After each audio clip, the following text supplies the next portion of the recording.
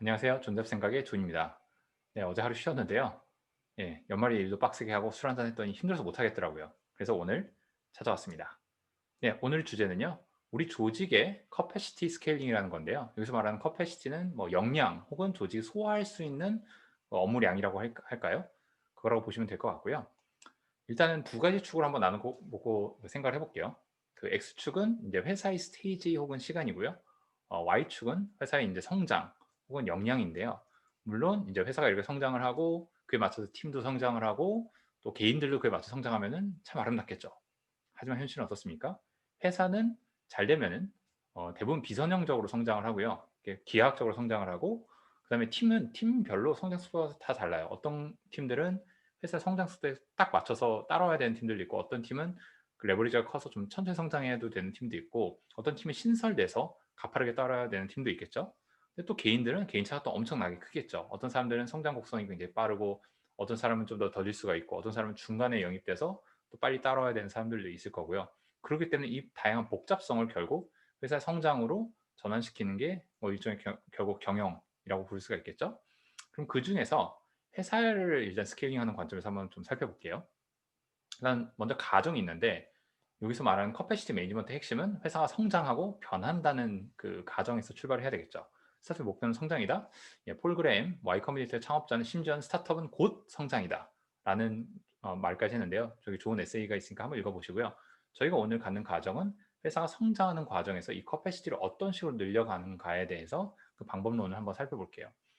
네, 좀 이해를 돕기 위해서 한번 비율을 좀 찾아봤는데요. 자동차를 저희가 공급하는 가치의 양이라고 한번 볼게요. 제품 혹은 서비스. 그래서 결국 자동차가 흘러간다는 거는 저희가 생산한 거를 소비자가 혹은 고객이 그 수요를 갖고 이제 소비를 한다는 거겠죠. 도로의 폭은 회사가 갖고 있는 뭐 역량이나 커패시티라고 한번 생각을 해볼게요. 이 도로가 넓으면은 차들이 많이 갈 수 있고 좁으면은 차들이 많이 못 가겠죠. 예. 그래서 일단은 어느 정도 이제 처음에 시작했을 때 2차선 도로를 시작을 하면은 어느 정도 수요와 공급이 맞아서 이제 뭐 길이 폭에도 맞게끔 차들도 적당히 흘러가겠죠. 그런데 어느 순간 뭐 바이럴하게 터졌어요, 뭔가. 그래서 회사의 이제 수요가 고객들 수요가 확 증가를 했는데 문제는 차들이 확 지나가려고 하니까 도로가 좁은 거죠. 그래서 굉장히 교통체증도 생겨나고 또 중간에 보다 보니까 인제 병목들이 생겨나요. 예, 길에 돌도 떨어져 있고 이런 것들이 이런 사무실이 부족해서 사람을 못 뽑아요.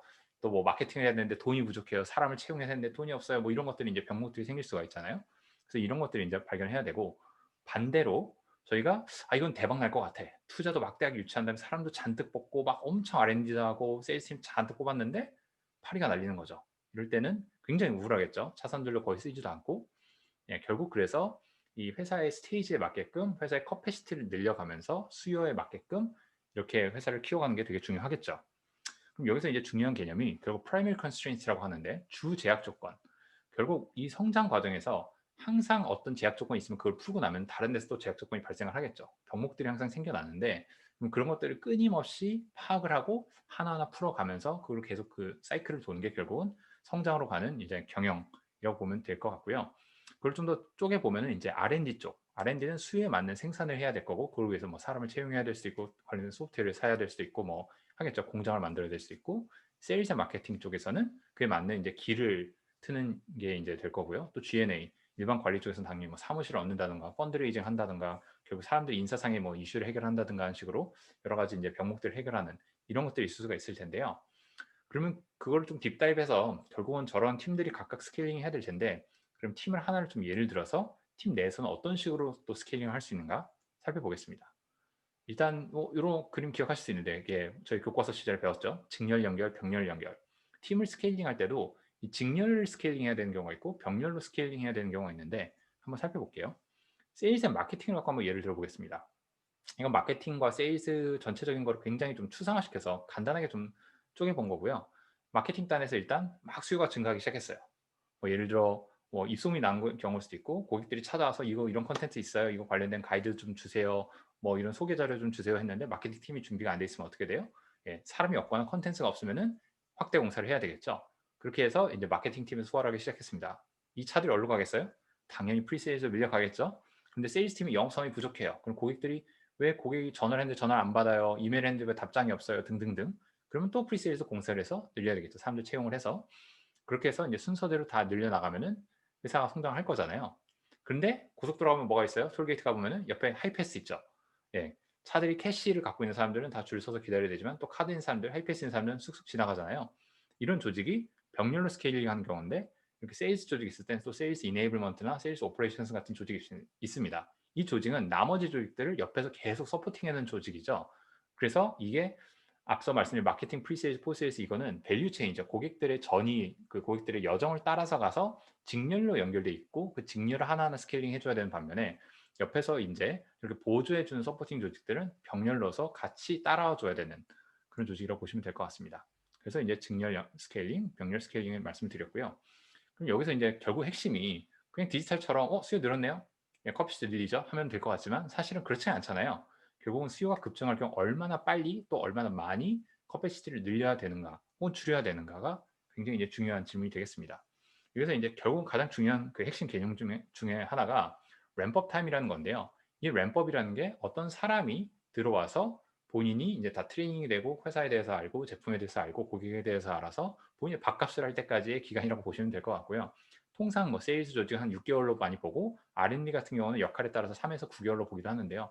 뭐 새로운 제품을 빨리 프로토타이핑하는 경우는 뭐 3 개월이면 충분할 수 있겠지만 과거에 굉장히 많은 테크니컬 뎃트라든가 서버를 깊이 들어가야 되는 경우는 완전히 편안해질 때까지 9 개월까지 걸릴 수 있잖아요. 그래서 결국 모든 것들이 딜레이가 있기 때문에 여기서 인제 결국 경영의 복잡도가 생겨나기 시작하는 거죠.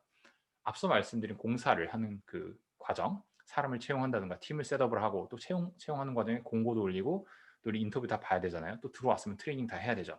이 모든 것들이 인제 3 에서 9 개월간의 공사가 필요한데 그때 막 수요가 밀려오고 있어요. 어떻게 돼요? 아까 말씀드린 고객이 뭐 열받아 한다든가 예 기회를 놓친다든가 여러 가지 좀 안 좋은 일들이 생겨나겠죠. 근데 뒤에 또 따라올 거 알잖아요. 그럼 포스트 세일즈 미리 준비해야 되겠죠. 또 빌링도 준비해야 되겠죠 등등등. 결국 이 모든 것들이 시간이라는 함수 속에서 복잡도가 생겨나는 거고요. 그래서 말씀드린 대로 이 공사라는 게 뭐 채용, 뭐 소프트웨어 구매, 또 설치, 데이터 뭐 인테그레이션, 사람들 훈련하는 거, 콘텐츠 준비하는 거 등등 결국 회사의 전체의 이 커패시티를 늘리는 게 인제 이 공사라고 보시면은 여기서 이제 모든 비즈니스 리스크가 생겨나는 거예요 사실은. 수요 대비 공사를 미리 못 해둔 경우 어떻게 돼요? 기회가 손실되고 고객들이 열받아 하고 답변을 안 해 주니까 그리고 회사가 성장 속도가 둔화되겠죠. 반대로 공사를 아까 말씀드린 미리 많이 했는데 생각보다 수요가 안 생겨났어요. 예측을 하는 거 대비 적게 들어왔어요. 그러면 비용은 이미 많이 지출돼 있죠. 사람들은 다 잔뜩 뽑아져 있죠. 그리고 회사의 런웨이가 굉장히 줄어들면서 굉장히 심각한 경영난에 봉착할 수 있습니다. 그래서 여기에서 어떤 식으로 커패시티를 플래닝하는가가 되게 중요하겠죠. 근데 또 이게 팀마다 커패시티를 늘리는 방법이 좀 달라요. 그래서 이거를 바라보는 두 가지 그 필터를 말씀드려 볼게요. 일단 조직별로 특성을 이해를 해야 되는데 일단 한 가지는 어떤 요소에 따라서 커패시티를 늘려야 되는가? 이 조직이 고객 수에 비례해서 인력이 느는 구조인지 혹은 매출에 비례하는 건지 아니면 트래픽량, 서버 뭐 엔지니어링 같은 경우겠죠. 혹은 뭐 인사 같은 경우 임직원 수에 따라서 늘어난다든가 그런 식으로 어떤 요소에 따라서 커패시티를 늘려야 되는가? 두 번째가 이 조직이 얼만큼 레버리지가 있는 조직인가? 예를 들어 아웃풋이 레버리지라는 건요. 간단히 말해서 아웃풋을 만들어내는데 사람의 노력과 시간에 정비례해서 늘어나면요. 레버리지가 낮은 조직이고요. 사람의 노력과 시간 대비 정비례하지 않고 더 기하급수로 늘릴 수 있으면 인제 레버리지가 큰 조직이죠. 예를 들어 소프트웨어나 콘텐츠, 서버 혹은 돈을 써 가지고 스케일이 가능한 조직들은 레버리지가 큰 조직입니다. 그래서 다시 아까 예를 좀 돌아와서 보면은 마케팅은 전형적으로 레버리지가 큰 조직이에요. 고객 수의 정비를 해서 사람이 늘어날 필요가 있는 게 아니라 어느 정도 그 마케팅 내에서 영역을 커버할 수 있는 사람들이 생기고 나면 그다음부터는 예산을 늘리죠. 혹은 외부 에이전시랑 일하면서 돈을 써 가지고 아웃풋을 늘릴 수가 있는데 그래서 이런 데는 인제 레버리지가 크고 그러다 보니까 나중에 오펙스라고 하죠. 운영 예산이 굉장히 좀 커지는 편이고요, 인력 대비. 반대로 인제 프리세일즈 쪽은 굉장히 레버리지가 적어요. 왜냐하면 고객들에게 직접 영업을 하는 경우에는 사람이 영업을 해야 되는 일 같은 경우는 한 사람이 커버할 수 있는 고객 수가 거의 다 정해져 있거든요. 그렇기 때문에 인원수가 그 팀의 인원이 결국 고객 수에 정비례를 하고요. 그래서 갈수록 빨리 커져요. 왜냐하면 회사가 기하급수로 성장할 때는 이 조직도 기하급수적으로 성장을 하겠죠. 포스트 세일즈도 그래서 레버리지가 적습니다. 그래도 완전 프리세일즈보다는 더 적어도 되는 게 전체 고객들을 이제 영업하는 사람 중에서 일부가 고객이 되잖아요. 그럼 그런 사람들과 같이 일을 해야 되기 때문에 당연히 그 비례는 하지만 상대적으로는 적을 수가 있고요. 특히 인제 모든 고객들에게 똑같은 프로그램을 하는 게 아니라 큰 고객사들에게는 뭐 그 커스터머 석세스가 붙지만 작은 고객사들에게는 콘텐츠랑 뭐 커뮤니티로 푼다든가 하는 식으로 해서 레버리지를 좀 더 늘릴 수는 있어요. 하지만 기본적으로는 마찬가지로 매출이나 고객이 어느 정도 비례를 하고요. 빌딩 당연히 뭐 레버리지가 크겠죠. 이 소프트웨어에 따른 오토메이션들 뭐 자동화의 뭐 영수증이라든가 이런 것들은 카드 결제 같은 경우 자동으로 다 뿌릴 수가 있겠죠. 다만 일부 큰 고객사들 같은 경우 뭐 빌딩 스케줄이 다르다든가 뭐 인보이스를 어떻게 해 달라든가 그런 것들이 팔로우업이 필요한 경우가 있어서 이 경우에도 사람들이 당연히 좀 투입이 돼야 되고요. 특히 뭐 예를 들어 뭐 미납 고객이 있을 경우에는 또 가서 추심을 해야 될 수도 있기 때문에 이런 경우에서는 또 사람이 좀 들어갑니다. 하지만 기본적으로 레버리지가 큰 조직이고요.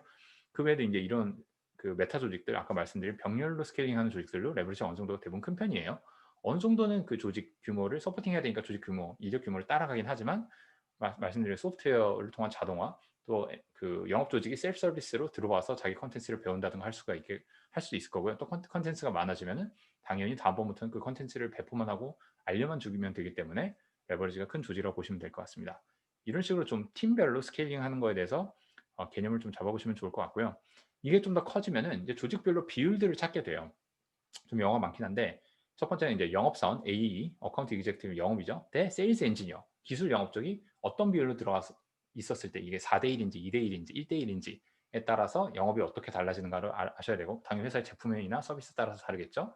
그 이제 SDR이라고 해서 앞에서 미팅을 잡아오는 사람, 그럼 잡아온 미팅을 갖고 opportunity를 만들어서 딜을 클로징하는 사람의 비율, 또 커스터머 석세스는 고객이 됐어. 그 고객이 된 사람들을 도와주는 커스터머 석세스 매니저들이 있을 거잖아요. 그런 사람들은 대부분 뭐 매출이나 특정 세그먼트의 고객사에 이제 비례를 해서 뽑게 되고요. 솔루션 엔지니어는 마찬가지죠. 클로징된 고객들 기술 지원해 주는 쪽, 또 PM들 대 엔지니어의 비율, 또 인사팀 대 회사의 뭐 임직원의 비율 이런 것들에 대해서 비율을 찾아 나가는 게 되게 중요하고요. 그래야지 인제 연간 예산을 잡거나 할 때도 당연히 참고를 해서 이게 제대로 된 계획인가 아닌가를 이런 걸 통해서 체크를 하게 됩니다. 그리고 여기서 중요한 건 이제 회사마다 당연히 차이가 좀씩 있지만 회사가 어느 정도 스케일이 되면은요. 업계에 일반 애들이 존재하기 시작해요. 그런 것들 인제 열심히 찾아서 좀 스터디를 해 보실 필요가 있을 것 같고요. 그리고 제일 중요한 게 이대로만 하면 되게 공식적으로 회사를 키울 수 있을 것 같지만 사실은 현실과 인제 이상이 만나는 접점에서는 굉장히 이게 난잡하고 어려워요. 왜냐면 이게 사람을 대한 일이기 때문에 항상 불확실성이 존재를 하고요. 성장이라는 게 이렇게 매끄럽지 않고 항상 이게 굴곡이 있잖아요. 그렇기 때문에 여기서 많은 커패시티 플래닝들이 비가역적인 경우가 많거든요. 일단 사람을 늘렸을 때 줄이는 건 굉장히 고통스럽고 힘들고 조심스러운 일이고요. 그 외에도 이제 예산 뭐 마케팅 예산이 좀 줄일 수가 있겠죠. 하지만 줄였을 때 얼만큼의 또 미래에 대한 수요를 줄어드는지 이런 식으로 서로에 대해서 인제 상관관계나 그 역의 그 커슨 이펙트가 뭐죠? 인과관계가 있는 그런 변수들이 많기 때문에 기본적으로는 여기에서 상당히 좀 어렵고 복잡성이 발생한다고 해도 거기서 너무 좌절하시지 마시고요. 그냥 '아 이게 원래 현실이고 이 속에서 최대한 효율과 효과를 찾아내는 게 경영의 묘미구나.' 하고 받아들이시면 좋을 것 같습니다. 이런 콘텐츠를 준비하다 보니까 추가 콘텐츠를 되게 많이 만들게 되는데 오늘 한꺼번에 하기엔 너무 많을 것 같고 그래서 계속 늘어나고 있어요. 저번에 인제 말씀드렸던 게 팀장 포지션 어떻게 만드냐, 언제 만드냐. 또 이 과정에서 회사는 스케일링 알겠는데 개인은 어떻게 스케일링하냐, 그 외에 인제 조직별로 어떻게 균형 잡힌 성장을 하느냐 뭐 등등 이런 것들이 인제 콘텐츠가 계속 생겨나고 있어서 너무 많아요. 그래서 일단 오늘 한번 끊고 가고요. 예 다음번에 이어서 한번 계속 살펴보시도록 하시죠. 일단 오늘의 일문일답 이것으로 끝마쳐 보겠습니다. 좋아요, 구독 부탁드려요. 감사합니다.